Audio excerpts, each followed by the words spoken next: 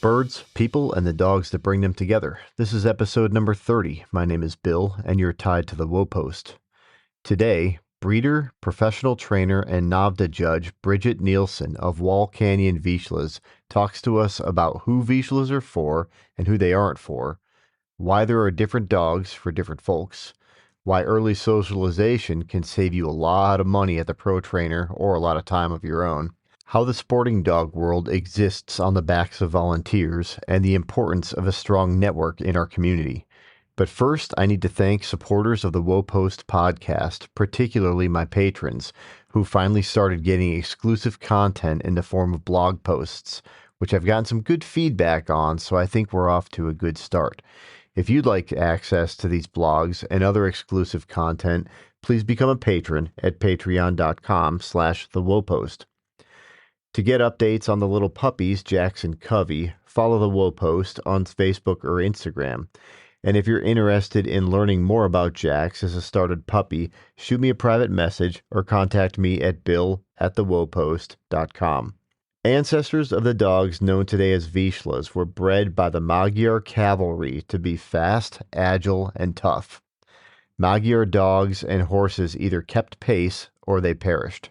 The ancient golden red dogs kept up. In the coming centuries, these dogs were purposefully bred and the breed refined to be a swift, versatile, cooperative hunting dog whose popularity in America continues to grow.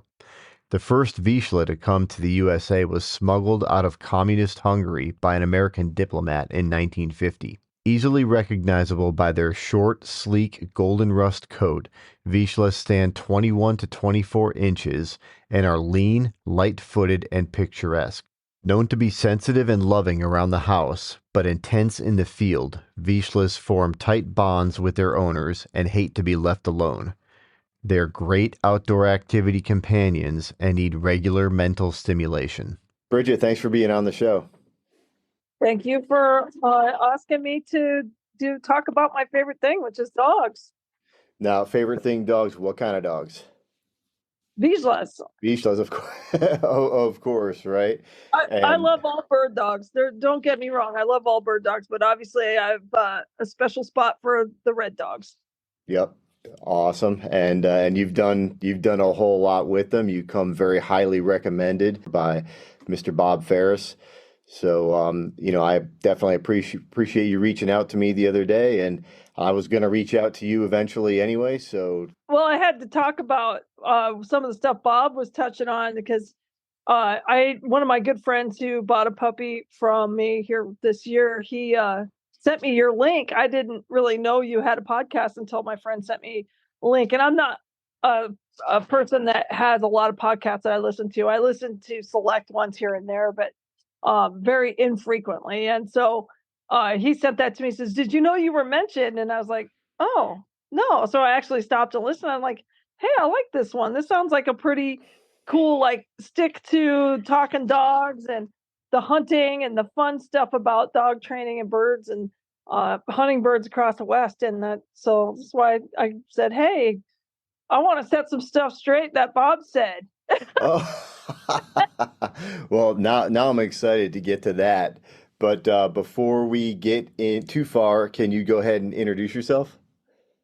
Well, I'm Bridget Nielsen. I am the owner and breeder of Wall Canyon Vizslas. I professionally train dogs these days, a select number a year, but I'm formerly a conservation biologist that I did for about almost 30 years.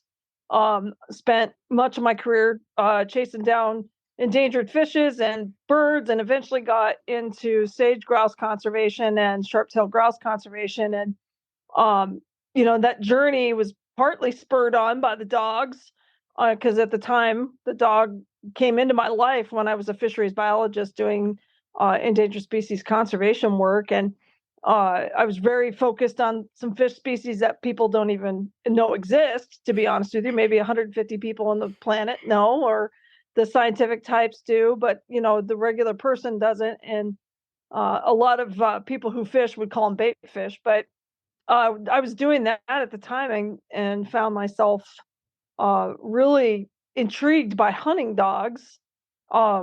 mostly because my predecessor who had my job had Ducks Unlimited magazines coming to the office, and they were getting put in my mailbox. And I remember opening one of the box or the magazines and looking and going, wow, look at that beautiful lab, and what a like a romantic picture of this dog out in the field hunting ducks with its owner. And I've always enjoyed the dog hunter relationship in terms of seeing how they're connected, but those pictures really evoked something in me that caused me to want a hunting dog. And at the time, I thought it was a lab. And went out and started digging around and looking and realized that I lived in Nevada and it probably wasn't the best idea to have a black lab. It was 100 degrees in the summer most of the time. And I felt like it wasn't fair. And so as I was looking at these big labs, I'm thinking, I'm not going to duck hunt, but I really need a mountain biking buddy. Like that's what I do. I need a dog that can keep up, but I want it to be a sporting breed. And I really am kind of intrigued by the pointers. And it just one thing leads to another. So, of course, in Nevada, the primary breed at the time, this goes back 25 years, was really German short hairs. You went everywhere and everybody had a German short hair. And there were quite a few breeders out there at the time. A lot of people breeding their hunting dogs and that. And I just couldn't get my head around it. For some reason, that breed just didn't speak to me. And I had a good friend I was working with that had known somebody who was a veterinarian, and his dad loved Vizslas.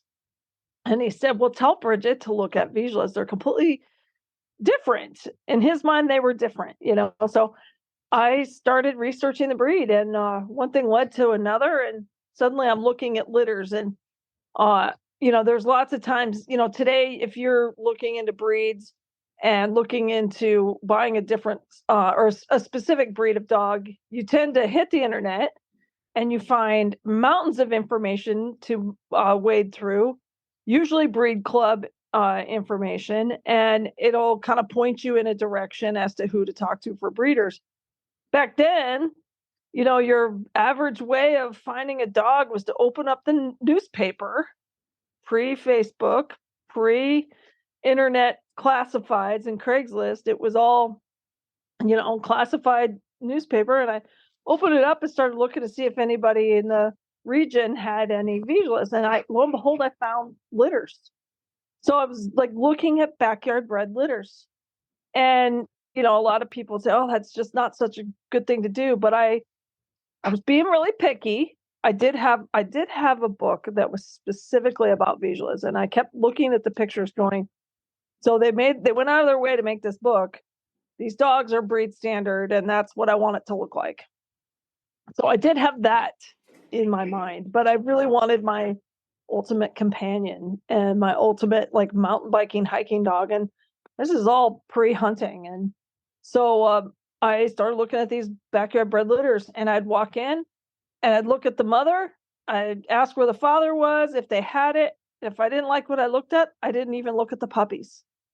I promised myself I wouldn't buy out of impulse and get into puppy love and puppy smitten behavior where you just go, I gotta have one. That's easy to do too. Oh yeah, my very first dog I ever bought was a golden retriever. It was right after I got out of college, and I bought her exactly that way. And while she was a great dog, she had all kinds of health problems and la da da da da. We could talk endlessly about that, but I kept looking at these different litters, and this went on for 5 or 6 months. And then I stumbled into a litter that had a beautiful mother, and the owner, who didn't hunt, could ask her where the quail were. This is in Reno, Nevada, where there's valley quail all over the place. And she would shoot out the dog door like a bolt of lightning, go into the backyard and go on point. And I went and looked at this litter 2 or 3 times, and every time she would do this. Where's Maggie? Where's the quail? And through the door she'd go. And she wasn't a bird hunter, but she obviously had the instincts and the genes. And I thought, well, that's cool too. And I looked at the litter, and I wanted one. I gave him a deposit, but I'd kind of picked this little yellow collared boy. And my best friend was with me at the time, and she helped me kind of pick based on the temperament. And that really was the biggest thing. And she was a very experienced protection dog trainer and had owned a lot of dogs in her life. So she was helping me with which one to pick for temperament. And so at any rate, I kind of picked this puppy, and they were only 6 weeks old, and he was going to keep them until they were 8.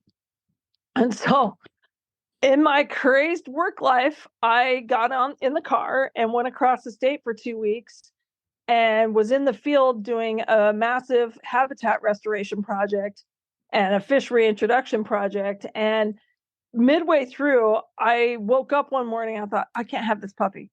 And I called the guy and I told him, I'm sorry, Dennis, you're going to just sell my puppy and keep the deposit. I'm sorry to have inconvenienced you. My life isn't right. And he said, okay, I have good people on the list. That's fine. And I forgot about it. And I got home, and it was my birthday, by the way, oddly enough. And my phone rang, and it was Dennis. And he said, Bridget, you're not going to believe this, but nobody on this list wants this puppy. Are you sure you don't want a dog? I said, I'm sure. He says, no, you got to come look at him. I said, I will not get puppy love. You can't make me. I mean, literally, I told him that. I'm not going to get into that, oh, it's so cute, I have to have it mode. And so I went, I guess my better judgment at the time, I grabbed my sister. I said, keep me sane, come with me. And we went over, and all the litter was gone except for the puppy I had originally chosen. And I said, well, how did that work out? He says, it's just the way it worked out. And there was other people there at the house, and the owner was getting ready to take up on vacation. And he says, hey, let's just take him out on the front yard. And other people had been buying dogs from this litter for bird hunting. And I put him on the lawn. My sister and my best friend are sitting next to me, and then there's 3 other people. And he runs across the lawn and goes on point. And I'm like, what's he doing? And the guy says he's pointing that pigeon feather. And he pounced on the pigeon feather. And of all the people he had to choose from, he brings me the pigeon feather and jumps in my lap. And I promptly wrote a check, and the dog got in the car with me. And my intrigue started. I mean, it wasn't because he was cute, even though I fell madly in love with him. Jake had this neat talent that I thought, hey, this is going to be fun. But I really had no huge aspirations to do what I did with him. And the next thing I knew, my bikes and my hiking plans for the rest of the year all went on the shelf. And I was just knee deep into training this little puppy. And my best friend said, I'm going to lose you to dog training. And she was my mountain biking friend. She's like, you were supposed to go mountain biking. I said, but look at what he can do. And she's out with me. She's all, that's really cool. So I've got to get a dog. So she starts researching breeds, and she gets into poodle pointers. And she ended up with one of Bob's Tucker's sons out of a kennel out of Bridgeport, California. And George, it was his name, came home not much after Jake came home with me, and we went and ventured into this whole dog training for hunting. We didn't own guns. We didn't have hunting licenses. We didn't even have our hunter safety course. We had, little 2-wheel drive trucks. So everything changed with these dogs. And suddenly we were learning all these things and getting our hunting license. And there's good stories behind that too, in terms of our first hunting trips. But those dogs changed the course of friendships and people that we had in our lives. Both my best friend Ellie and I, we found ourselves with all these new friends and all these new things to learn. And what a fun thing to get into, especially at that. For me, I was later in my career. I was, probably 15, 16 years into my career. While it was fun, I was, starting to go, it'd be fun to do something on, else. And the dog just sucked me in. And my best friend and I just had a ball getting into it. And so there's the genesis of how we met Bob Farris. It was that little poodle pointer puppy and my Vizslas. Now, First of all, that was an awesome, awesome story. And I mean, just so many questions that came from that, and I'm probably going to forget about half of them. But so I'm going to try and start from the beginning. So your patience in selecting the dog, or really in selecting the sire and the dam, do you think that came from your biology background, or did you have an experienced dog person mentor to kind of help you with that?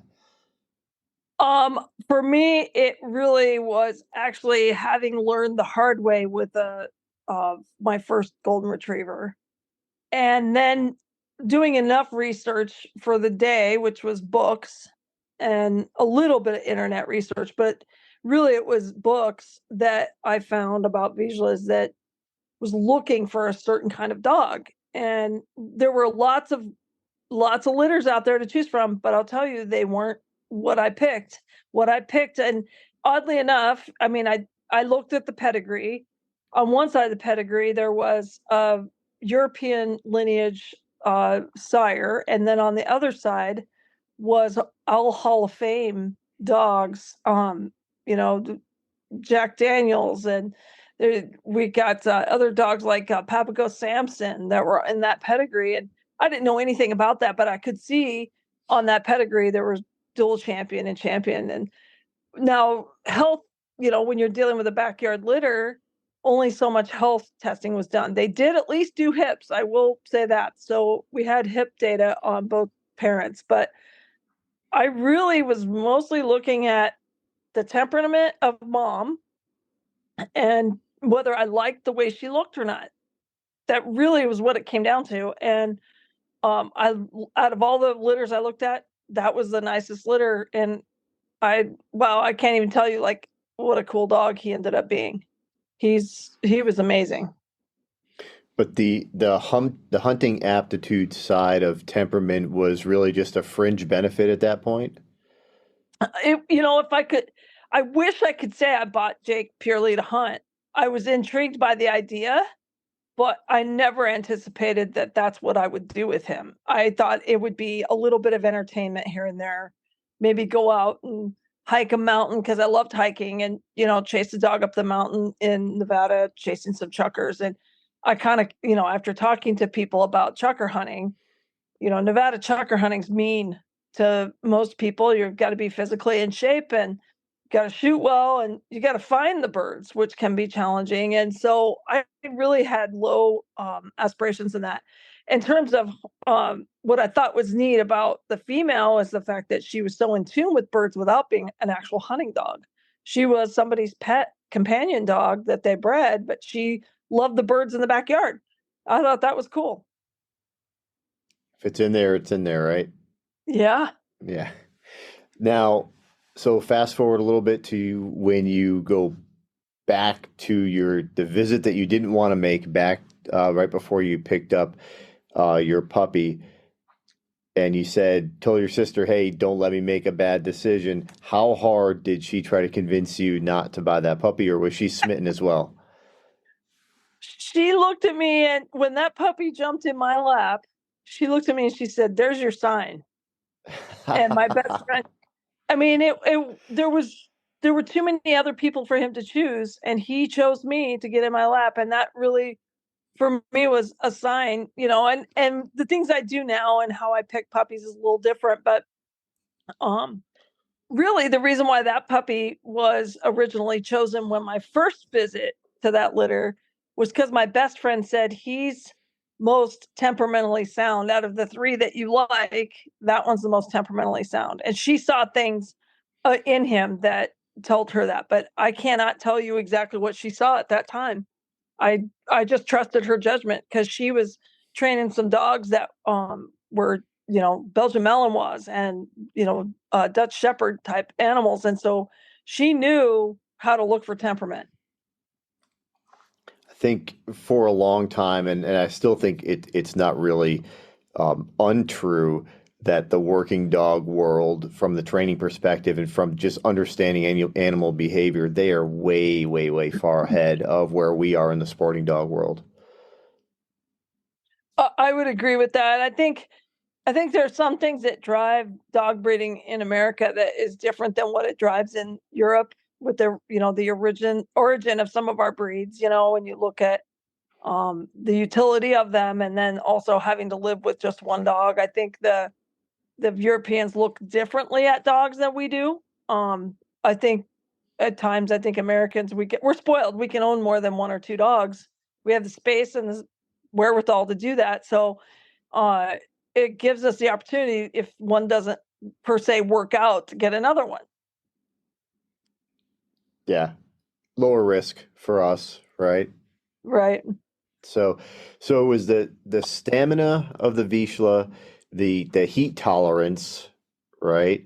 And then what else? I mean, just the general look, I'm assuming, about the Vizsla that first initially attract the uninformed Bridget Nielsen.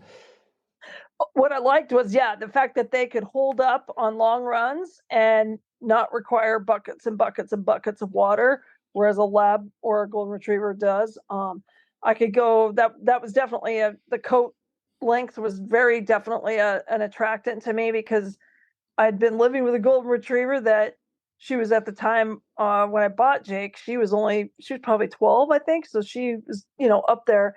She would lay on my carpet, and when she stood up, there would be little pieces of Katie left behind because she was always shedding. It didn't matter how much I brushed her, she always was leaving fur. I didn't want to have that much fur around. So that's part of the other piece of it. But really, the heat tolerance was huge because Nevada is a hot place in the summertime, and being able to have a dog that can hold up to that, still go hiking, and that was really important. Sure. Now, so fast forward, years and years later, and you're deep into the breed, and people are coming to you as an authority or an ambassador for the breed, and saying, "Hey, tell me about Vizslas. What's your elevator pitch now?"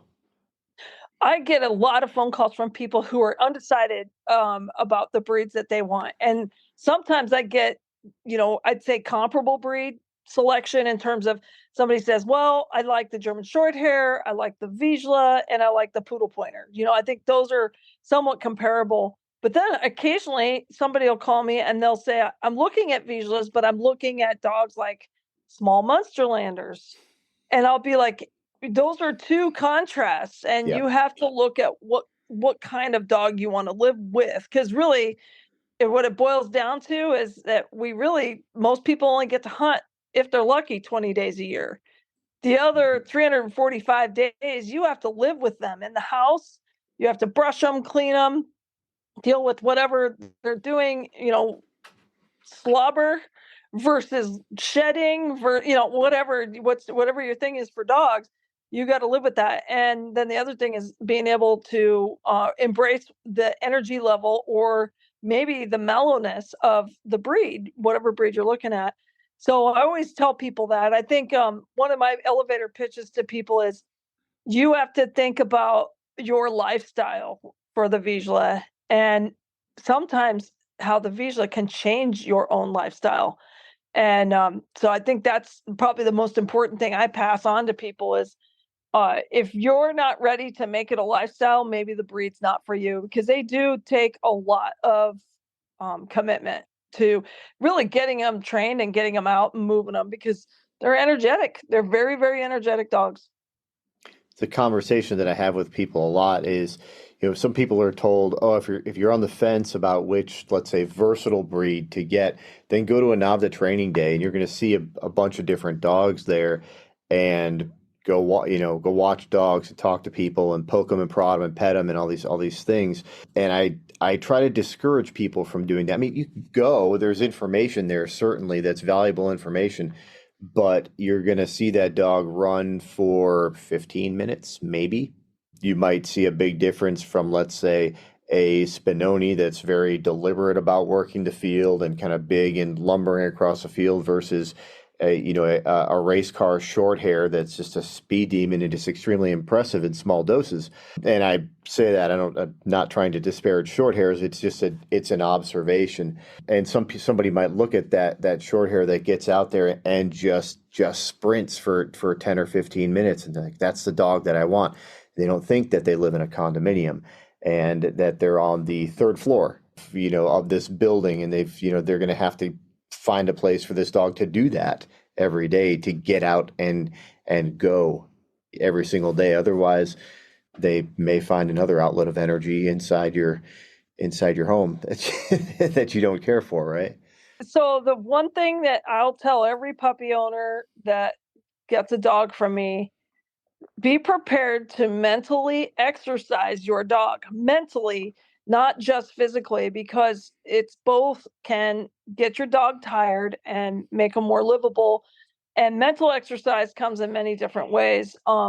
You can give them puzzles, you can give them things to work on, you can train them with obedience, or you can give them bird dog work where they're out being bird dogs and they're using the instincts that they've got for good instead Right. of using those instincts because or not being able to use them and being frustrated by it and tearing up something. And it doesn't matter what breed of sporting dog you look at, the higher level instinct dogs are going to vent their frustrations on something if they don't get out and do their bird dog thing. They need a job. I think the other thing that people have a tendency to do when somebody comes up and says, "Yeah, I'm on the fence about which dog," people are going to say, "I'm going to tell you exactly why you want a small Munsterlander." Well, because I own small Munsterlanders, right? Or somebody might say, "I'm going to tell you exactly why you should own a Vizsla," right? Because they own Vizslas. And I think what's better is that when you tell them all of the honest things about the breeds that you're familiar with, the breeds that you know about, and tell them these are all the great reasons why I like them. And then here's the other things that you need to know about them before you make the decision into investing your life into this breed. Well, I use the comparison of if you look at how many human types of human personalities there are, we created all these different dog breeds to fit different personality types. And it's so interesting. You could go to a breed club, pick a breed, and go to a breed club event, and you will find similar personality people there in that breed. And I think there are certain breeds that attract us. And I think for me, one of the characteristics of Vizslas that attracted me was the fact that they want to be with their human. That's a big thing for me. They want to be with me. They appreciate it, and that they will settle well if they get affection. And I wanted a dog that could live with me. I didn't want to have dogs in kennels and or at the time when it was just one dog, I didn't want him in a crate or in a kennel all the time. I wanted him to be part of my life, like follow me around the house, which Visuals are very good at.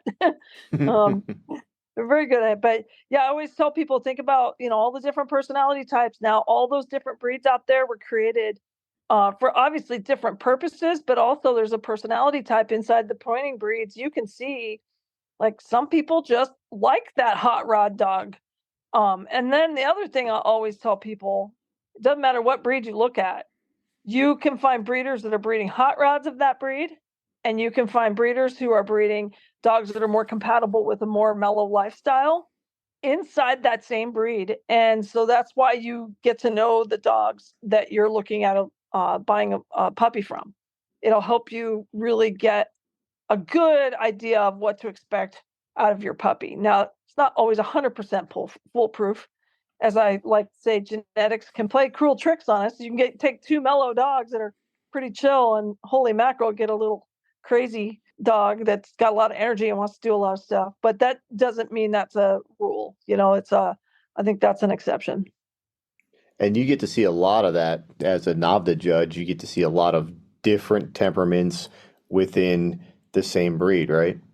Absolutely that. And as a professional dog trainer, we see a ton of different breeds come through the kennel, and I can tell you that there are some short hairs that are on jet fuel. I mean, we get them. We get some Vizslas that are pure jet fuel, and then we get some Vizslas that just sit in the kennel and they wait for their turn. They don't bark, they don't jump. They get out, they do their work, and then they're content being just mellow.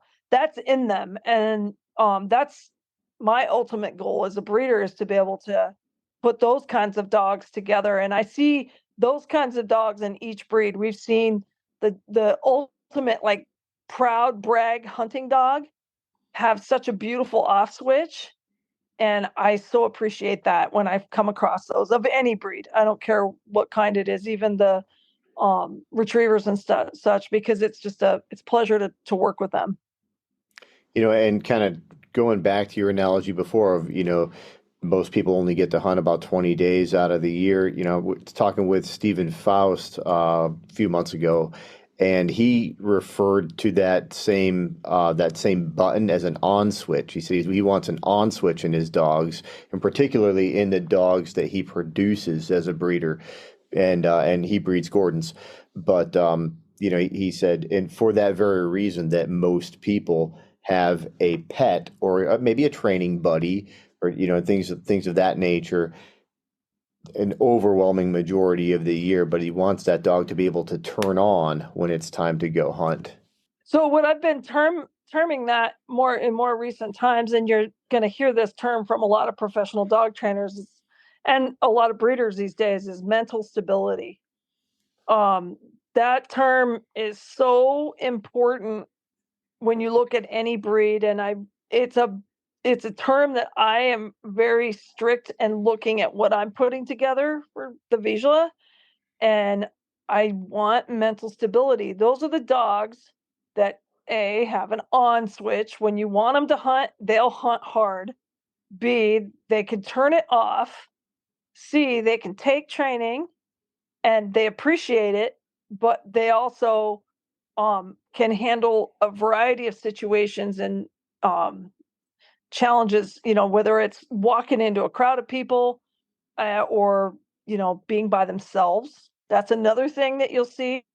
A dog that can't be by itself sometimes doesn't have the mental stability for it.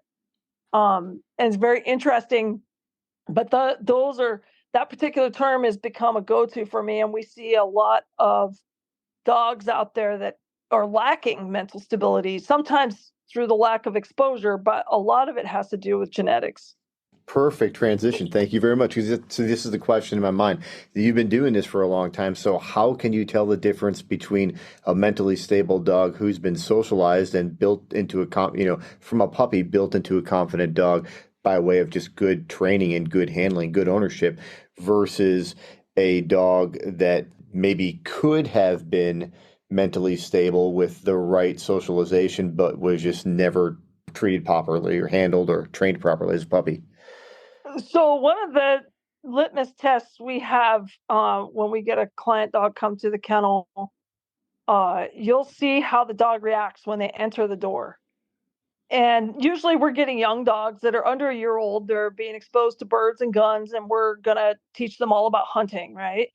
And obedience. Those things all put together. Some are a little more advanced training, but most of the time, most clients are bringing us that 7 to 10 month old dog, and hoping for the big plans of hunting future. How they react when they walk in the door will tell me a lot about how long it will take for them to adjust and then whether they can or not. So some dogs walk in with their ears pinned, their tail tucked, and even the owner is trying to drag them to the front door.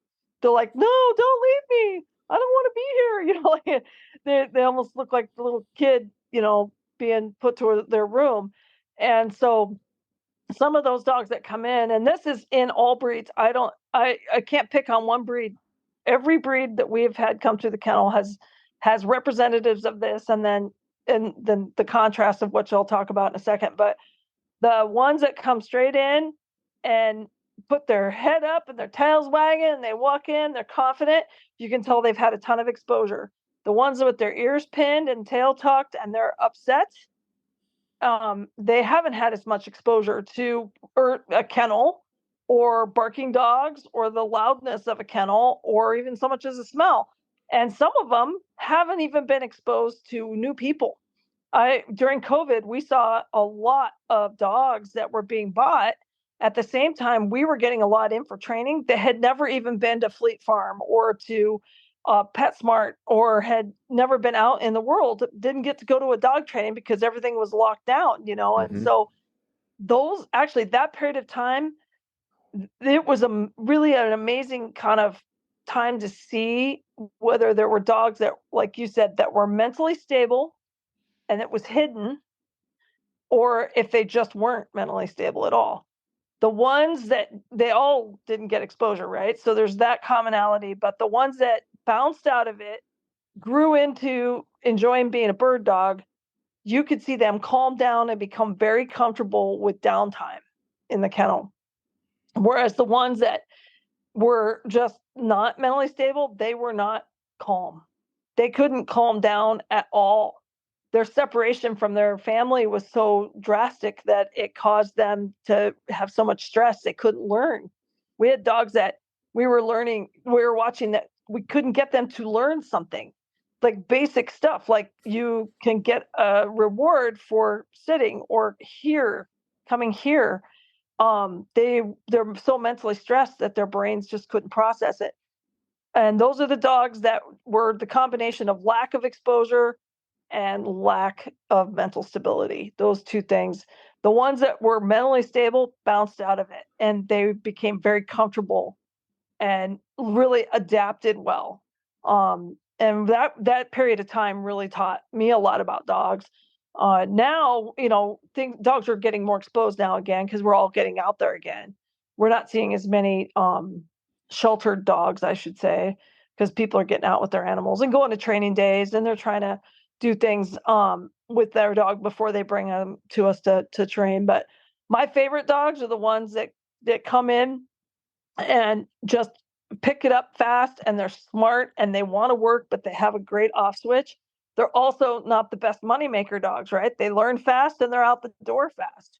I know that sounds kind of contrary, but the good ones don't ever stay long enough. I always tell people that they just don't stay long enough because they're smart and they learn fast and they can go through the program fast. What do your clients say when you tell them, when you get that first initial, snapshot assessment of the dog, and what's going through your mind is this one's either going to be here for a while or this one should maybe turn around and leave right now. I've never sent one home at the get go. Okay. But I see one come in that's scared, or that isn't going to adapt well. I'll tell the owner we can expect at least a good week of adaptation for this dog. And we're going to work. And those are the trust building days that I spend with an animal where I'm teaching them that I'll bring you good things. I'll do good things with you. It's all inside the training room so that it doesn't, they can't get away from me. We've actually had some dogs that if you were to let them off leash, you'd never catch them again. And you can't. So you have to like sit with them. I'll do something as basic as put them on a leash, sit down on top of the leash. I'll just sit down. I won't talk to the dog. I won't try to associate with it. I wait for it to just get comfortable with my presence. And I know that sounds strange, but some dogs, that's what they need. They need to learn to trust that you're not going to do anything to them. And then when they figure that out, then usually they figure out that I'm usually the treat dispenser too. So they learn I've got good things. But there are some dogs that are so stressed at the onset, they won't eat treats, and we'll let that go on for a couple days. But if we see that not getting better, then there's been a few we've had to send home that just they'll never be able to handle kennel life. They just are too stressed by it. But the ones that come in and just start learning, they're the easy ones, right? And usually it's a function of how much exposure they've had to. Sure. So if you want to save some money when you send your dog off to the pro trainer, make sure you socialize your puppy properly. I tell people that all the time. The best training you can do is the basic life skill training. Teach your dog how to accept being in a crate, even when you're home looking at them. And they have to tolerate not being right at your feet. Likewise, teaching them how to get out in the world and experience loud noises and other people, even if it's at PetSmart or if it's at a home improvement store, which I think a lot of people are socializing dogs that way now. Hmm. Um, that's a great way to get them used to other people and let them learn that the world is exciting and fun. Dog parks, I tend to shy away from myself. I'm sure there's been discussions on this podcast about dog parks, but Yeah, they're pretty that's not the nasty. place.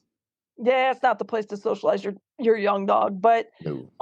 there's plenty of other opportunities to do it and get them out because when you teach them those basic life skills, they'll be able to adapt better when they come to a pro trainer. If you can't afford the birds and the all the gear that it takes to get out and train a dog, and I'm sure I think a lot of your listeners know what's crazy is we think, well, we'll do it ourselves, but I think we spend more money chasing birds down, driving around to find places to train and getting it all put together. Um, well, especially when you're a novice, as you would than if you've handed up somebody's, handed your dog off to somebody who has all the tools and skills and all that. So I think the jump start that anybody can give their puppy is some basic obedience, some house training, and that crate training is so important. It helps them deal with, for instance, when you decide you want to go to Hawaii and you're going to kennel your dog for a week. I think it helps them adapt and they handle it really well. And I can always tell somebody who's invested time in socializing their animal. Well, and the other thing is you can go to Hawaii while your dog's at the pro trainer. And now you may be paying a little bit more for the training than you would for boarding, although boarding's pretty darn expensive, but you're on vacation, so it's a twofer, right? Right, the dog's got a little bird vacation and you're yeah. There you go. But no, I But mean, but to your point, I mean, you don't save any money by training a dog yourself. Now, training multiple dogs yourself, maybe, if you learn and if you become that good. But I mean, shoot, just today, I bought what, two tip ups, some puppy bumpers. For some reason, I didn't have puppy bumpers, and I don't understand that because I have like two milk crates that are overflowing with every style and type and shape and weight and size of bumper that you could think of, from the Dokin Goose all the way down to, I don't know, something really small. But I didn't have any puppy bumpers, and I have these two puppies right here that are a little bit finicky about what they want to retrieve. So I've been using bird feathers, or bird wings, dried wings.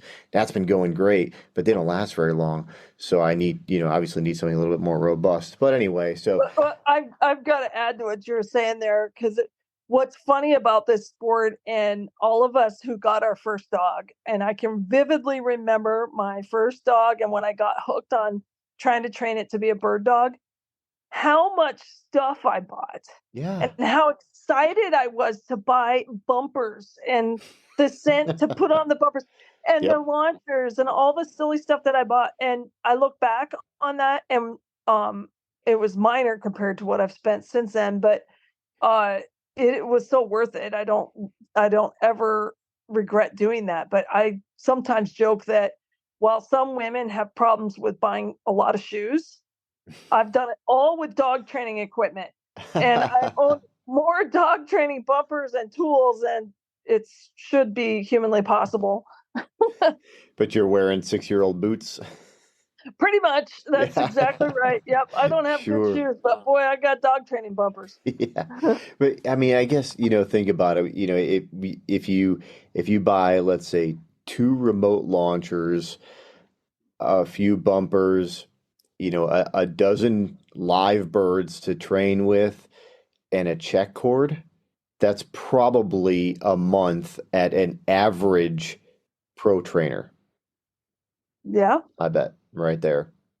yeah, So, expensive stuff. yeah, yeah, absolutely, and think of and that doesn't include any of your time. Right? A month at even an average pro trainer is going to be a lot better than what a novice, you know, non-pro handler is going to be able to do with their dog. So before I uh, did my early retirement from my conservation job, on the weekends, obviously, I chased around chasing my dogs and trying to buy birds. Well, my job took me from Nevada to Oregon, Oregon to Idaho, Idaho to Montana. And by the time I got to Montana, I was stationed out in a place called Jordan, which is on the Charles M. Russell National Wildlife Refuge. And I was managing habitat there. But let me tell you, Jordan does not have dog training partners or people around, or even a club. And my closest dog training club was over in Missoula, and most of their dog training organized weekends wasn't in Missoula; it was somewhere else. And from Jordan to Missoula, one way it was 6.5, 7 hours. Wow. And I was doing that because I want to get my dogs out. And now I wasn't doing that every weekend, but I see on Facebook a lot of different chapters, NAVHDA chapters across the West in particular, with people saying, is there anything happening closer to me? It takes me 2 hours to get there. And I always chuckle because from the time I got into this, my closest NAVHDA club was 4 hours away. And I was always willing to do it. Now, I can't even tell you how much I've spent in fuel and on trucks, just chasing that around, and going to different chapters and all these different places. And um, people always did chuckle, especially in Montana, when I would show up at 7:30. What time did you get up? Well, today was 2 a.m., so I could get here. Yeah, just because the dogs, these crazy dogs, they drive us to do it. They're just keep pushing us, and our addiction to it is so intense. And it's funny that you said about how far you used to have to drive, and things are getting a little better because there are more chapters now. I was speaking with Tim Otto just a while back, and this may have been after we were recording. I don't remember, but he said, unfortunately or fortunately, when chapters split because of irreconcilable differences, right, between people, people just can't get along, right? That he said the average NAVHDA member actually benefits from that because what almost always happens is a new chapter that's going to be closer for some people. So, some people were driving 2 or 3 hours before for their monthly training days, and now a new chapter popped up that's only an hour away. And it works out great for the average NAVHDA member. And I said, that's a really, very optimistic way of looking at things. So I've got to add to that. Obviously, I'm heavy duty into NAVHDA. I do a little bit of stuff in the American Kennel Club with my dogs, but I'm very focused on hunting dogs and particularly the utility test and doing that with my Vizslas. But one of the things I can say that's been interesting in watching what happened since COVID is that NAVHDA grew. Everybody ran out and bought dogs because Hmm. getting outside was important, not being inside. So getting out, a lot of people bought dogs with not ever being a hunter, but they bought dogs from people who said, "Hey, I would like you to go do a natural ability test with your dog," which caused the organization to grow. We were already growing prior to COVID, but we grew so fast. I think it did spawn a lot of new chapters in the last 5 years, 4 years. But what's happened now is that it's a volunteer organization. And with that, you usually get 5 or 6 people that do all the work for the tests and all the events for each chapter. And each of those 5 or 6 people in each of those chapters eventually gets tired. And I am seeing a lot of chapters right now going through growth. I would say some retraction and some growth pains. And it doesn't matter where you're at, whether you're over in California or you're in Utah or you're in South Dakota or if you're in the East somewhere. Does not matter. Chapters ebb and flow based on the people. And every time I see someone on Facebook say, "Hey, I'd like to see us do another test. Why aren't you offering?" And it always is, "Why aren't you offering that?" And I'll always say that with a volunteer organization, the only way this thing keeps going is on the backs of more volunteers. And so when you go out, I'm putting a plug in for everybody who does a natural ability test this year.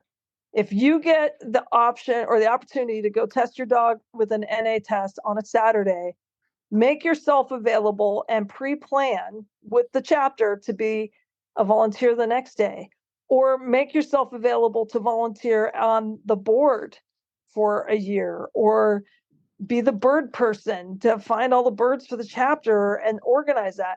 Those things are so important, and it's what keeps what I consider one of the best organizations for bird dogs out there. It is that team effort, the all for one for all concept, and it's what NAVHDA's been built on, and it's the only thing that will keep NAVHDA going. And so this is my pitch to those who feel tired in their chapters that they've been doing all of it all themselves. Ask for help.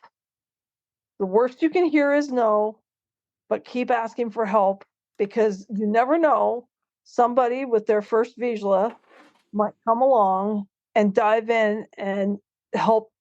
And eventually, in my case, I went through being a test secretary to being the bird person to being the bird planters at many tests to the president of a chapter, and now I'm a judge.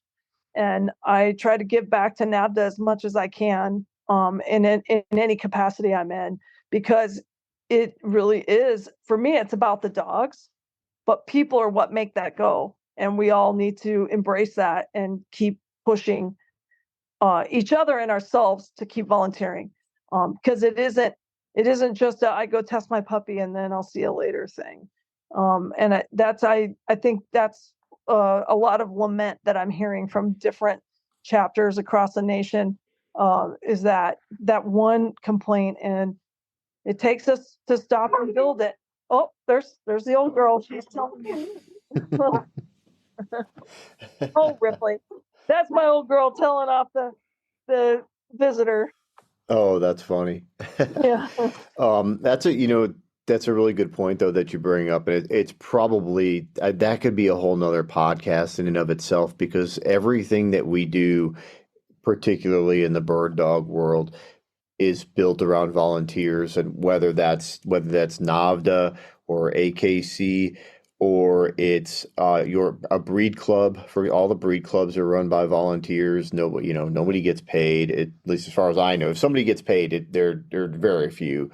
Um, and there's time. This takes a lot of time to run organizations, to plan, organize, and manage things.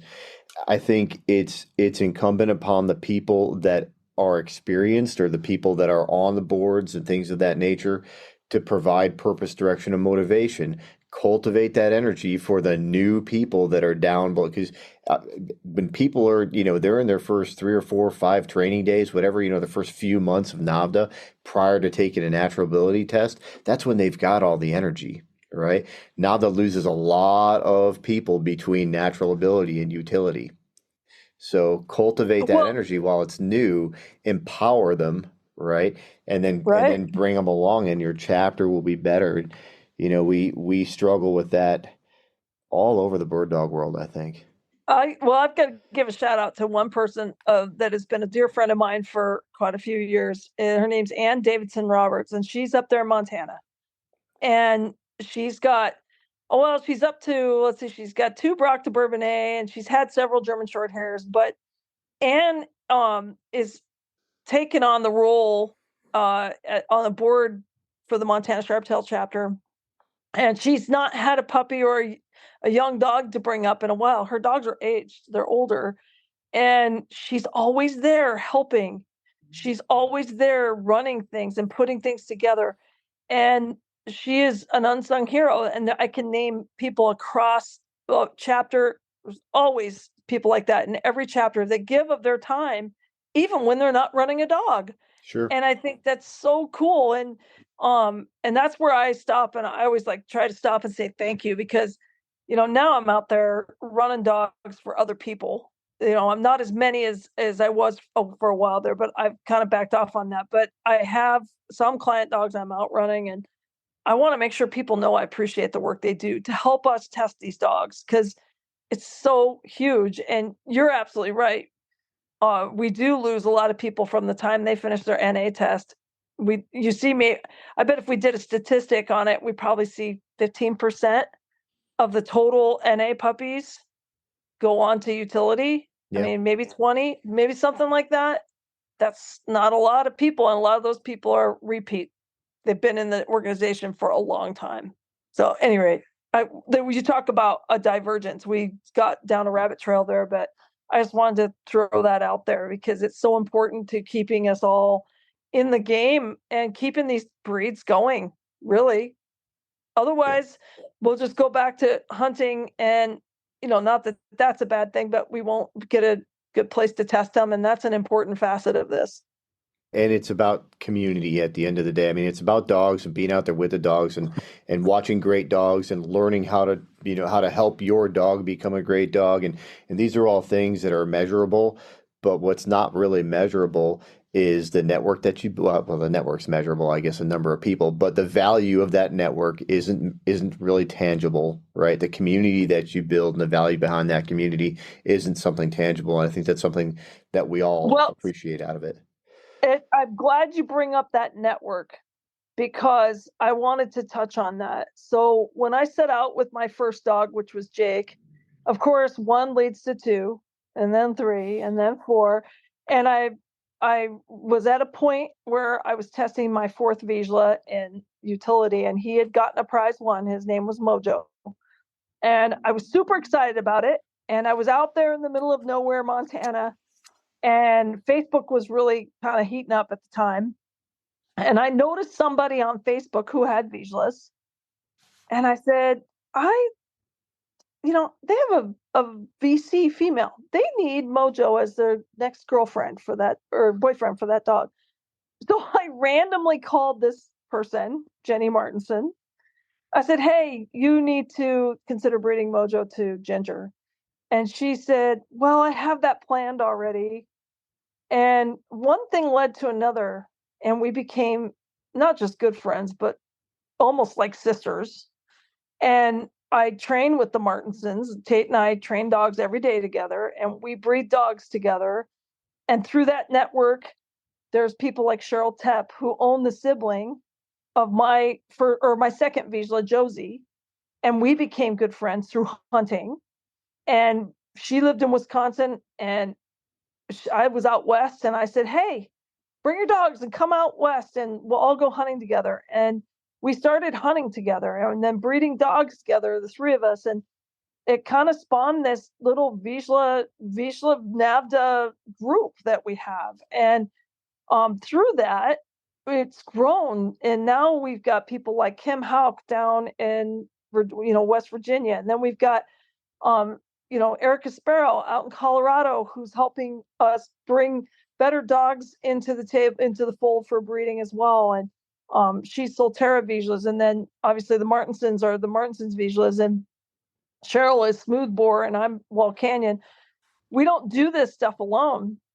And the NAVHDA testing format is one of the things that's brought us together inside our own breed. And our Vizsla Club of America has other things that they're focused on, and NAVHDA isn't as high on the list for that. Whereas there's those of us that are really hardcore hunters have gotten into that. And so we really are working together and trying to find better dogs together and discuss pedigrees together and bring up better dogs, in terms of that mental stability. Because going back to NAVHDA, and then one of the things that I love about it and what I think personally is bringing better Vizslas to the table is utility tests. And, for a long time, the NA test drove a lot of breeding decisions for a lot of different breeds. And for sure, that changed I'd say the quality of dogs that were being produced for the better. And you can go across many different breeds and see that. But then at some point, you start to reach a peak and you see repetitively out of many kennels of that breed, a lot of NA top scores, right? Or breeders awards. When you start to see that, it's time to set your sights higher. So we've all agreed that the utility test is where we want to be. And we're loosely considered an alliance. We're working on trying to formalize that, and it's the Versatile Vizsla Hunting Alliance. But we're in the works on that. But in that concept on the utility test, what we are really looking at is if the dog can take the training for a utility test and pass it. Obviously, prize ones are awesome, right? But pass it and come out the other side and be the kind of dog you want. That tells you a lot about the temperament, the mental stability, and trainability of that dog, which is so important to the outcome of breeding decisions. So, they're not all cut from the same cloth. We definitely know that because we have prize one utility Vizsla males that could blow the doors off of many places, and they're very, very energetic dogs. and on contrast, we have some lower key dogs too. You'd be able to match those things up, but I think that utility test really gives us a barometer of the kind of dog that we're looking for and the strengths that we want to improve in our lines. And you can see that with all of us working towards breeders awards, both in natural ability, but more importantly, utility. And now we're working on invitational breeders awards. There's not very many in the Vizsla breed. There's only, I think, a handful, and it's taken good decision making to get there, and really the love and dedication of the owners of those dogs that run those dogs in the invitational. But still, I bring that up because it takes a group and a village, and NAVHDA was the framework that built the network. And I think that's what's really cool about it. That commonality in NAVHDA brought us all together. And obviously the red dogs, and the love of the breed brought us all together too. But it really came down to trying to further our breed better. And I think that we're doing a really good job at it. I hope you enjoyed episode number 30 of the Whoa Post podcast, and I hope you come back on Thursday to hear Bridget talk more about her Breeders Alliance and how NAVHDA has grown recently. Remember to leave a 5-star review on your podcast platform of choice, like and follow on social media at The Whoa Post, and become a patron at patreon.com/The Whoa Post, where you're finally going to find monthly exclusive content. If you own a bird dog or bird hunting related business and you'd like to advertise on the Whoa Post, or you'd like to contact me for any reason, you can email me at bill@thewhopost.com. Stay steady and God bless.